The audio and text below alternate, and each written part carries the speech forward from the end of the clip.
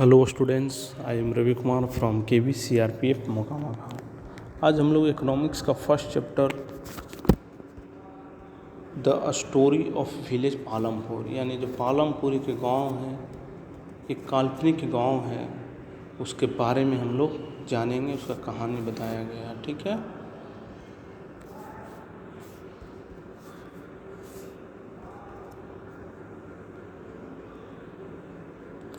तो इसका पहले ओवरव्यू देख लेते हैं क्या क्या है गांव में, उसके बारे में। तो यहाँ पर सबसे पहले हम एक गांव की जो कहानी के बारे में जानेंगे, जिसका नाम क्या है, पालमपुर। पालमपुर गांव की एक हिपोथेटिकल विलेज है, यानी काल्पनिक गांव बनाया गया है। पालमपुर के बारे में जानेंगे और यहाँ पर लोग किस तरह से काम करते हैं या फिर किस तरह से अपना जीवन यापन करते हैं। इस स्टोरी को जानने का पर्पस यह है कि कुछ बेसिक कॉन्सेप्ट को समझेंगे जो कि प्रोडक्शन से रिलेटेड है। प्रोडक्शन से रिलेटेड को जो भी बेसिक कॉन्सेप्ट है उसी के बारे में हम लोग जानेंगे। ठीक है, इसमें हम एक गांव की कहानी के थ्रू, जो कि रियलिटी में गांव नहीं है, हाइपोथेटिकल विलेज है, यानी काल्पनिक गांव है, इसी से हम जानेंगे बेसिक कॉन्सेप्ट क्या क्या है प्रोडक्शन का। ठीक है, तो पालमपुर जो विलेज है, गांव है पालमपुर, वो मेन एक्टिविटी वहाँ क्या है, फार्मिंग, यानी कृषि वहाँ होती है, खेती। फार्मिंग सबसे मेन एक्टिविटी वहाँ है। फार्मिंग के मुख्य क्रिया वहाँ काम कर किया जाता है, क्या, फार्मिंग का। इसके अलावा दूसरे एक्टिविटी भी हैं। फॉर एग्जांपल के तौर पर जानेंगे manufacturing, dairy, transport,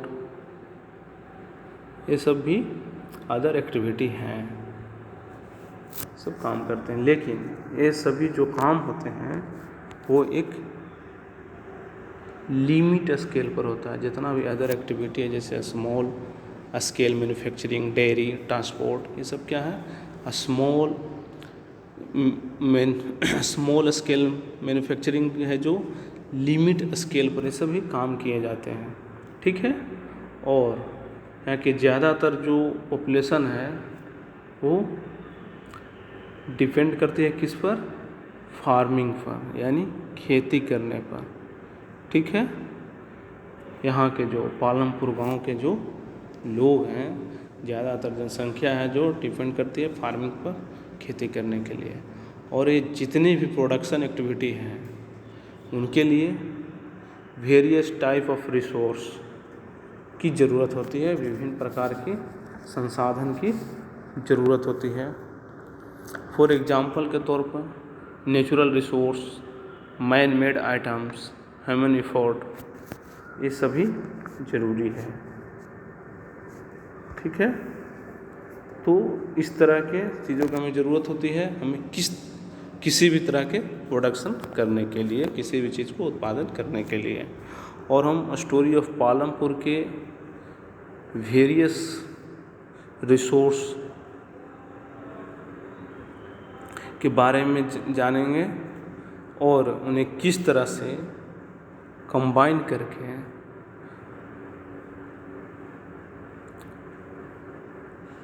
desired goods and service को प्रोड्यूस किया जाता है एक गांव में, एक विलेज में। उसके बारे में भी हम लोग जानेंगे। ठीक है, तो आगे जानते हैं प्रोडक्शन पालमपुर के। तो पालमपुर ऐसा गांव नहीं है कि वो काफ़ी दूर दराज है, शहर से कनेक्टेड नहीं है। वो क्या है, वेल कनेक्टेड विथ नेबरिंग, जो पड़ोसी गांव है, एंड टाउन्स, यानी शहर से वो जो आसपास के गांव हुए या फिर जो टाउन शहर हुए उससे कनेक्ट है, अच्छी तरह से कनेक्ट है। ठीक है, और एक चीज़ यहाँ और है, इसके बगल में जो एक बड़ा गांव है रायगंज, जो कि पालमपुर से 3 किलोमीटर के दूरी पर है। और एक ऐसा यहाँ पर रास्ता बनाया गया है, रोड, जो कि ऑल वेदर सभी मौसम में यानी सालों भर वो चालू रहता है। इस गांव को जो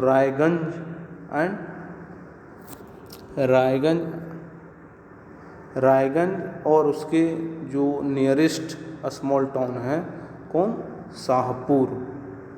एक रायगढ़ तो गांव हुआ, फिर इसके बगल में नज़दीक में एक छोटा सा शहर है, वो शाहपुर को जोड़ता है, जो रोड बनाया गया है। और इसे जोड़ने के लिए बहुत तरह के यहाँ पर ट्रांसपोर्ट्स अवेलेबल भी हैं गांव से, ठीक है। ट्रांसपोर्ट अवेलेबल हैं, जिसमें कि हम रोड पर देखते हैं क्या कि बुल कार्ट्स यानी जो बैलगाड़ी होता है वो चीज़ को भी हम देखते हैं, फिर तांगा और फिर बग्गी, ये सभी हमें देखने को मिल जाता है रोड पर। इस प्रकार जो जगरी यानी जो गुड़ होता है उस पर जो लोडेड है, इस पर यानी तांगा पर या ब्लैकआउट कार्ट है जो, उस पर एक गुड़ जो होता है, गुड़ वो उस पर लोड किया हुआ रहता है, यानी भरा हुआ रहता है, उसको एक जगह से दूसरी जगह ले जाने के लिए।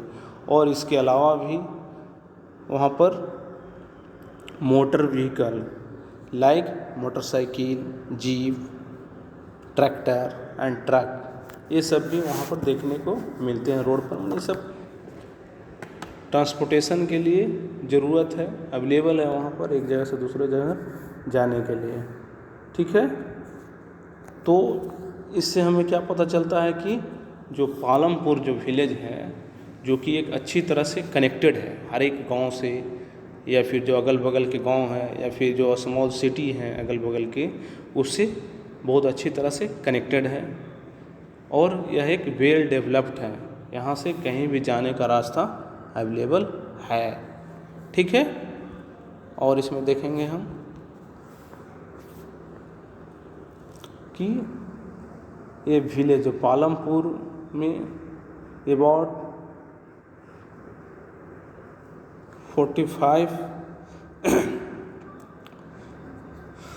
450 फैमिलीज रहते हैं, 450 फैमिली पालमपुर में जो गांव है वहाँ पर रहते हैं, जो कि वहाँ पर बिलोंग करते हैं सेवरल डिफरेंट कास्ट के, यानी सभी है जो डिफरेंट कास्ट के लोग वहाँ पर रहते हैं। और इसमें से जो 80 हैं, जो 80 हैं जो अपर कास्ट फैमिली के, मैंने 450 फैमिली में से ऐसे फैमिली हैं जो अपर कास्ट उपचा जाति के जो लोग होते हैं उसके फैमिली है ये गांव में, पालमपुर गांव में। और ये विलेज के जो गांव है उसका जो लैंड है, ये मेजॉरिटी ऑफ लैंड यानी जो ज़मीन है गांव का, उस पर सबसे अधिक हक माने सबसे अधिक ज़मीन किनके पास है, तो इसी जो 80 अपर कास्ट के फैमिली हैं उनके पास है। और इनके जब घर देखते हैं हाउसेज, तो क्वाइट लार्ज यानी बहुत बड़ा घर इन लोगों का रहता है। जो अपर कास्ट के लोग हैं उनको गांव में भी बड़ा घर है, काफ़ी बड़ा घर है। जनरली ये ब्रिक से बने हैं और इस पर सीमेंट प्लास्टिंग भी किया हुआ है घर के ऊपर। और फिर अगर अदर साइड में और देखते हैं, एक अपर कास्ट के बाद फिर हम देखते हैं एससी यानी शेड्यूल कास्ट के बारे में, जो दलित होता है उससे को हम देखते हैं। तो जो शेड्यूल कास्ट के लोग हैं जो कि उस गांव में 1/3 पॉपुलेशन है उसका, यानी 150 के आसपास, तो 1/3 फैमिली है खाली दलित लोग का। और वे गांव के किसी भी कोई एक कॉर्नर, 1 कॉर्नर पर कोई विलेज के बसे हुए हैं, रहते हैं। और इन लोगों का, दलित का जो घर है वो स्मॉल हाउस है, छोटा घर है, ठीक है। और वह छप्पर के मकान में से ही रहते हैं, mud and straw. Most of house है, यानी जो उन लोग का एक तो मिट्टी का घर भी है, सही झुग्गी झोपड़ी टाइप का है, और ये ज़्यादातर वहाँ पर जो घर में है उसमें पालमपुर विलेज का बात हो रहा है, ज़्यादातर घर में इलेक्ट्रिक कनेक्शन है, यानी बिजली वहाँ पर आती है, कनेक्शन है इलेक्ट्रिक का, और इलेक्ट्रिसिटी पावर का यूज किया जाता है ओल्ड ट्यूबवेल्स को चलाने में उसका यूज किया जाता है। और various type of small business, और भी छोटा जो बिजनेस है उसमें इसका यूज किया जाता है, किसका, इलेक्ट्रिसिटी पावर जो है बिजली का। और पालमपुर में 2 प्राइमरी स्कूल है, हम पालमपुर के बारे में हम अभी जान रहे हैं, इंट्रोडक्शन उसका है, क्या है पालमपुर में है कि नहीं है। तो वहाँ पर 2 प्राइमरी स्कूल है एंड 1 हाई स्कूल है, एक उच्च विद्यालय भी है पालमपुर में, और एक है प्राइमरी हेल्थ सेंटर भी है, जो कि गवर्नमेंट के थ्रू ही रन कराया जाता है, चलाया जाता है, गवर्नमेंट के द्वारा है। इसके अलावा वहाँ पर एक प्राइवेट डिस्पेंसरी है, और जो कि यहाँ पर बीमार लोगों को यहाँ पर इलाज किया जाता है, सिक जो है उसका ट्रीटमेंट किया जाता है। इस तरह से हमें पता क्या चला कि पालमपुर एक जो गांव है वो एक डेवलप गांव है, हर एक तरह की सुविधा अवेलेबल है, ठीक है। और इस गांव में सभी तरह के फैसिलिटी तो अवेलेबल हैं। तो इस तरह से सुविधाओं को अगर हम कंपेयर करें, जो फैसिलिटी है, तो अगर अपने आसपास के गांव में जैसे फैसिलिटी क्या है, वेल डेवलप्ड किसको कहेंगे, जहाँ पर road system, road transport, electricity, irrigation की सुविधा, स्कूल हो, हेल्थ सेंटर हो, इस तरह के कंपेयर करके हम देख सकते हैं किसी और हम अपनी आसपास के विलेज में जो गांव है उसमें क्या क्या से सुविधा जो फैसिलिटी है अवेलेबल है कि नहीं है, उसके बारे में हम कंपेयर कर सकते हैं, ठीक है। आगे हम लोग जानेंगे द स्टोरी ऑफ पालमपुर की जो कहानी है के बारे में जानेंगे, जो कि एक इमेजिनरी विलेज है, यानी काल्पनिक गांव है। इस स्टोरी के पढ़ने से हमें डिफरेंट टाइप के प्रोडक्शन एक्टिविटी के बारे में पता चलेगा। इसमें हम जानेंगे कौन कौन से प्रोडक्शन एक्टिविटी हैं उसके बारे में हम लोग जानेंगे, जो कि विलेज में होता है, गांव में कौन कौन से प्रोडक्शन एक्टिविटी होते हैं उसके बारे में हम लोग जानेंगे। तो इंडिया के जितना भी गांव है, सभी गांवों में जो फार्मिंग है जो मेन प्रोडक्शन एक्टिविटी है, यानी खेती करना ही मेन प्रोडक्शन एक्टिविटी है गांव के लिए। और इसके अलावा अदर प्रोडक्शन एक्टिविटी के रूप में भी होते हैं, जिसे हम कहते हैं नॉन फार्मिंग एक्टिविटी, जो कि जनरली इंक्लूड करते हैं इसमें क्या, स्मॉल मैन्युफैक्चरिंग, ट्रांसपोर्ट या शॉपकीपिंग। और इस तरह से दोनों एक्टिविटी, 2 टाइप्स के जो एक्टिविटी देखे, एक फार्मिंग एक्टिविटी, एक नॉन फार्मिंग एक्टिविटी के बारे में जाने, जिसमें से फार्मिंग और नॉन फार्मिंग एक्टिविटी के बारे में हम लोग जाने, ठीक है। आगे हम लोग जानेंगे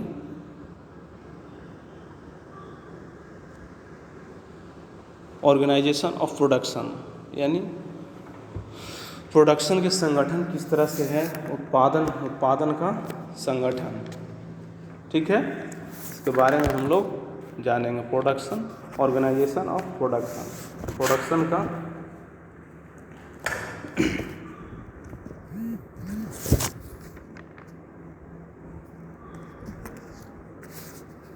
ठीक है।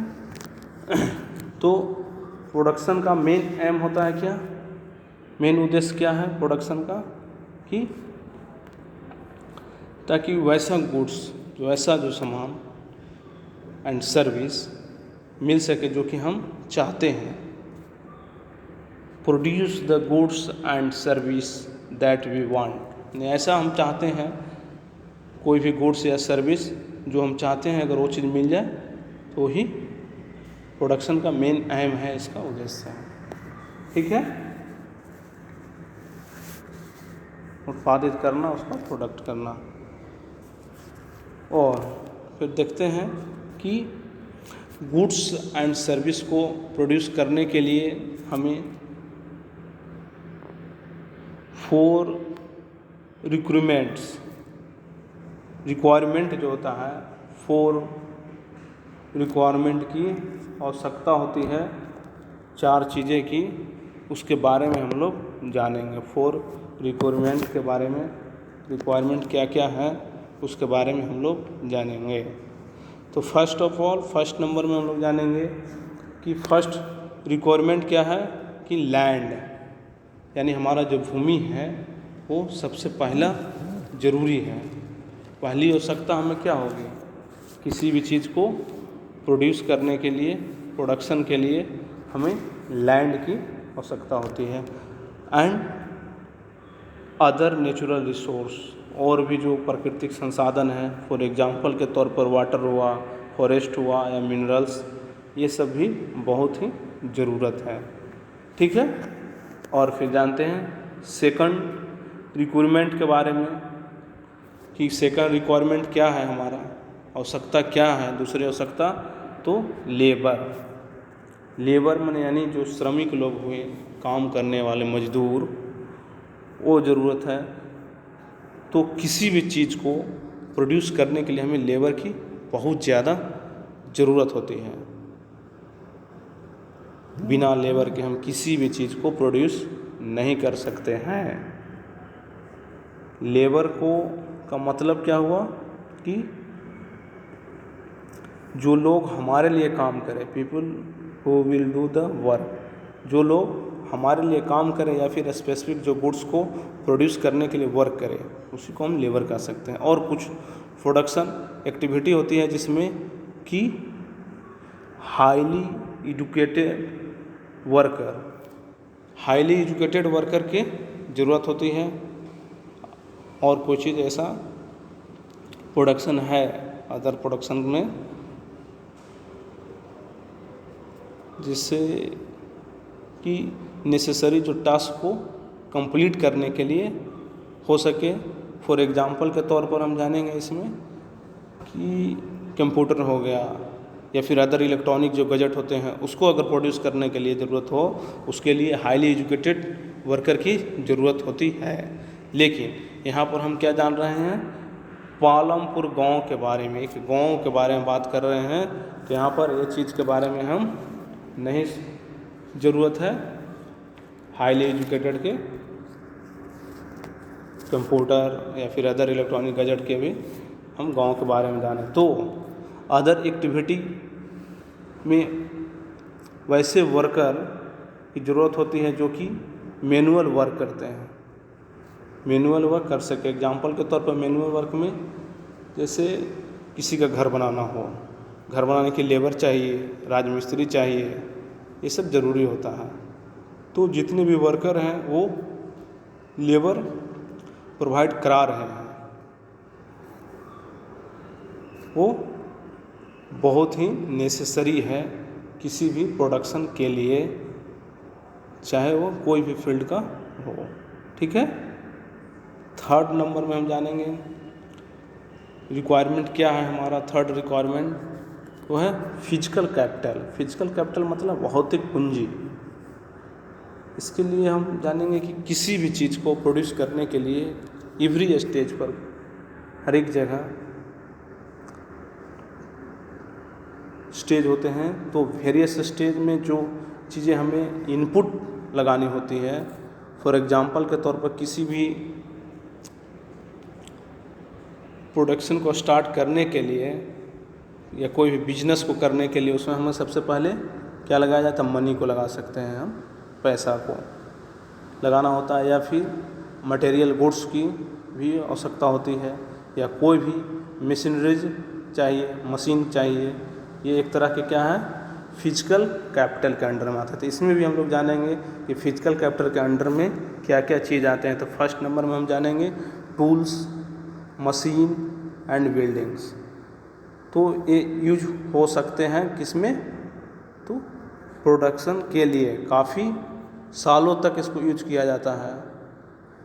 टूल्स, मशीन या फिर बिल्डिंग का प्रोडक्शन ओवर मेनी ईयर, बहुत सालों तक यूज किया जाता है, इसलिए इसको हम कह सकते हैं फिक्स्ड कैपिटल। एक तो इसको यूज कर लिए तो बार बार तक इसको यूज होता रहेगा, यानी कि एक बार ऐसा ना कि यूज कर लिए समाप्त हो गया, ऐसा नहीं है, इसको बहुत दिनों तक चलता रहता है, इसीलिए इसको हम फिक्स्ड कैपिटल कहते हैं, यानी अस्थाई पूंजी।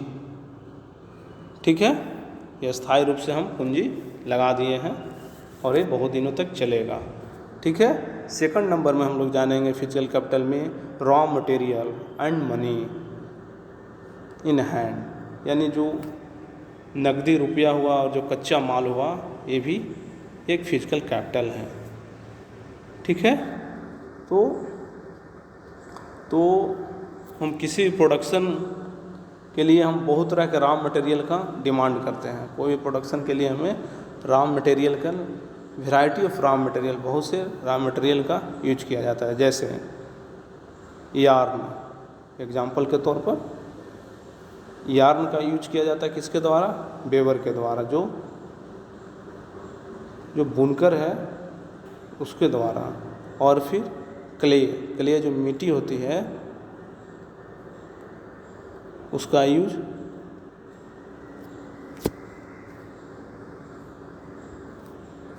क्ले का यूज कौन? पॉटर, जो कुम्हार होते हैं, जो घड़ा बनाते हैं, वो यूज करते हैं। और कुछ मनी का यूज हो सकता है किसमें? ड्यूरिंग प्रोडक्शन के दौरान, ताकि हम जो वर्कर लगे हुए हैं, चाहे काम करने वाले हैं, उनको पेमेंट दे सकें, पेमेंट कर सकें, और दूसरे नेसेसरी आइटम्स को हम खरीद सकें। मनी रहेगा तब ना खरीदेंगे, इसलिए मनी भी ज़रूरी है। तो इसलिए रॉ मटेरियल एंड मनी को कहा जाता है क्या? Raw material and money is hand are called working capital, यानी कार्यशील पूंजी। जो रॉ मटेरियल और मनी को वर्किंग कैपिटल कहा जाता है। ठीक है, यानी कार्यशील पूंजी, इसी से वर्क हो सकता है। जब तक हमको रॉ मटेरियल के अवेलेबल नहीं होगा या फिर पैसा नहीं है, तो हम किसी भी काम को नहीं कर सकते हैं, किसी भी प्रोडक्शन को हम प्रोड्यूस नहीं कर सकते हैं। ठीक है, अब आगे हम लोग जानेंगे फोर्थ रिक्वायरमेंट क्या है। फोर्थ रिक्वायरमेंट, जो चौथा ज़रूरी चीज़ है, वो है knowledge and enterprises to able to put together land, यानी नॉलेज एंड एंटरप्राइजेज। ठीक है, यानी आपका जो दिमाग हुआ वो चौथा रिक्वायरमेंट में रखा गया, चौथा ज़रूरी चीज़ में है। ठीक है, ताकि जो हमारे पास जितने चीज़ें हैं, फॉर एग्जांपल के तौर पर जो लैंड था, लैंड मिल गया, फर्स्ट नंबर रिक्वायरमेंट में हम लैंड कहें से, फिर लेबर मिल गया, सेकंड नंबर में था, थर्ड नंबर में फिजिकल कैपिटल भी मिल गया। तो इन सभी को एक साथ लाकर इनसे एक प्रोड्यूस को एक क्रिएट कर सके, कुछ नया चीज़ बना सके, तो उसे बनाकर उसे मार्केट में ले जा सके, सेल कर सके। तो इसे को हम क्या कहते हैं? ह्यूमन कैपिटल, यानी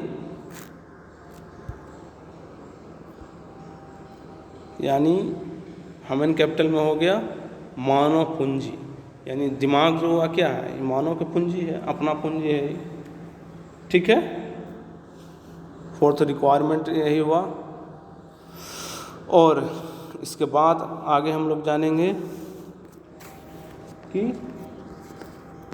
एक चीज़ और इसमें है कि एवरी प्रोडक्शन, कोई भी किसी भी प्रोडक्शन को ऑर्गेनाइज्ड करने के लिए हमें क्या क्या चीज़ के कंबाइनिंग चाहिए? तो लैंड का, लेबर को, फिजिकल कैपिटल और ह्यूमन कैपिटल के बारे में। ठीक है, कि इसको ज़रूरत पड़ती है, और इन सभी को मिलाकर हम कह सकते हैं क्या? फैक्टर ऑफ प्रोडक्शन, यानी उत्पादन करने का ये सब फैक्टर हैं, कारक हैं। ठीक है, इस तरह से हम फैक्टर के बारे में जाने कौन कौन से हैं उत्पादन के कारक के रूप में। तो जो लैंड हुआ, लेबर हुआ और फिजिकल कैपिटल और फिर ह्यूमन कैपिटल, जो कि जो मानव पूंजी या फिर इसको भूमि कहिए या मजदूर और फिर कार्य फिजिकल कैपिटल यानी भौतिक पूंजी और फिर ह्यूमन कैपिटल या मतलब मानव पूंजी, इन सभी को मिलाकर हम कह सकते हैं इसको फैक्टर ऑफ प्रोडक्शन यानी उत्पादन के कारक। ठीक है, आगे हम लोग जानेंगे 3 फैक्टर के बारे में, जो शुरू में जो 3 फैक्टर था उसके बारे में जानेंगे। ओके।